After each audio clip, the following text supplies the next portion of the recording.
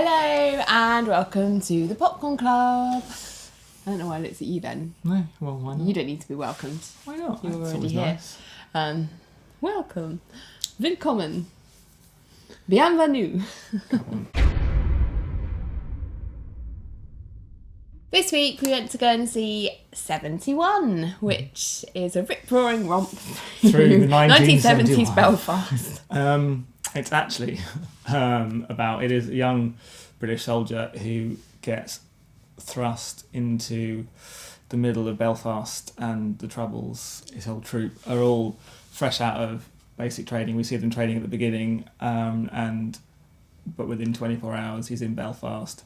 He's out on the streets trying to help with a security mission, and everything goes horribly wrong, and he's left behind and has to fight and fend his way back to the barracks in very, very unfamiliar territory. How did you feel about the film? I really enjoyed it. I don't know if I'd say it was a surprise. I'd heard quite good things going in over the last sort of week, 10 days or so.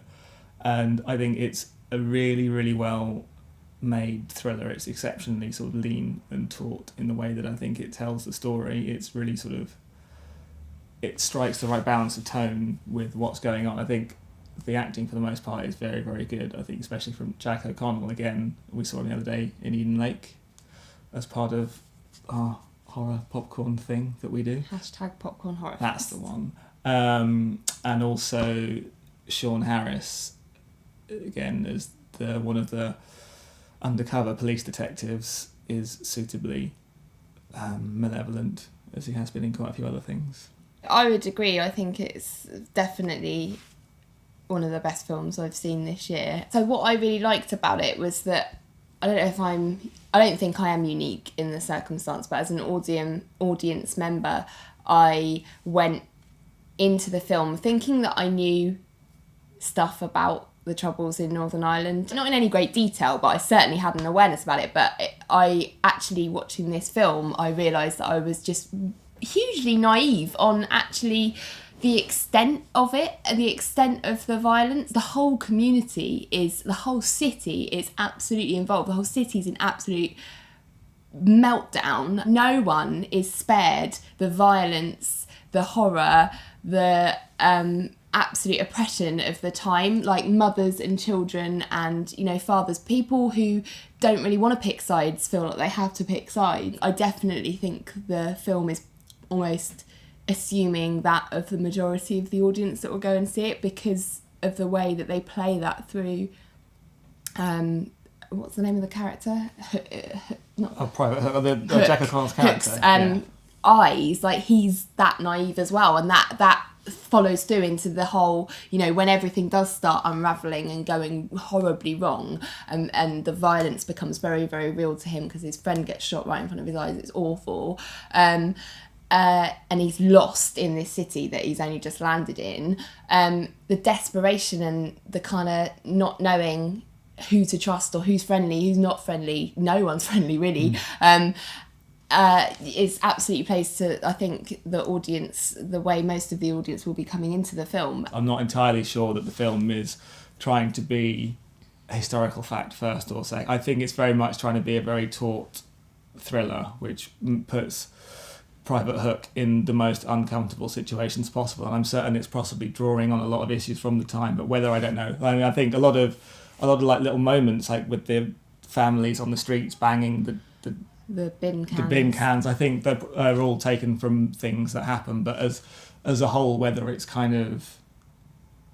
it was always that fractured a lot of the time, or even any of the time, or whether it's like lots of composite parts all thrust together to make it as tense as possible. I don't know. I'd be surprised if... I'm just saying film has a history of playing with the truth for its I own don't know. ends. I'd be surprised if they could create a backdrop. I'm not talking about the detail of the film, the politics and stuff like that, but just the general atmosphere that they create. I would be surprised if... I mean, it may have been concentrated in certain areas of the city and wasn't exactly like that across the whole city, but I would be surprised if they created an environment and a backdrop like that didn't have its roots in truth. I'm sure that it does have solid roots in truth, but whether it's the just same. because it's such recent history, like you couldn't really get away with completely manufacturing something like that. And I'm sure a lot people of people would be like, well, it wasn't like that.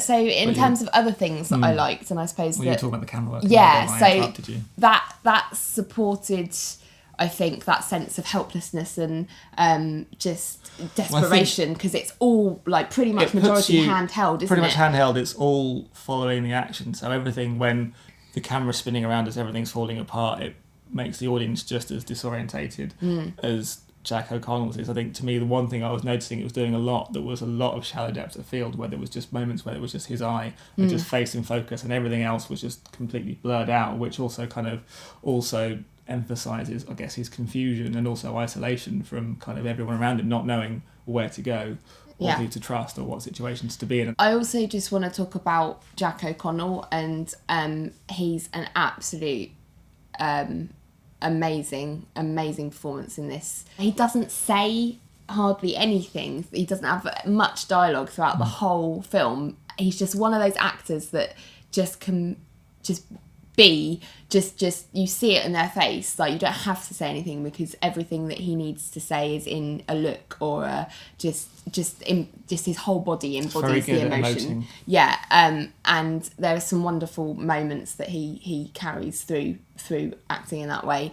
For the most part, I think it's a very, very good film. I think, and again, Jack O'Connell's great. I think one of the issues it has, maybe slightly towards the end, is that you end up sidelining him for quite a large chunk of the sort of final third of the film. For the most part of the film, he's kind of reacting to things anyway, as opposed to he's sort of reactive as opposed to active. But then when he's thrust into the situation, he's having to sort of think on his feet and deal with it. Although he's kind of being helped along by a lot of people, but I think the film still works for that. But yesterday, when he's kind of sidelined, and then it was almost like the film shifts focus and becomes more about all the institutions involved and all the various different factions and all their various allegiances, in a way that's like kind of starts. Politics of it. It becomes much more kind of all about the politics of both the IRA, all the Protestant groups, the Catholic groups, and the army and the undercover police, all kind of fighting against each other. I didn't mind that so much, because that was interesting to me in terms of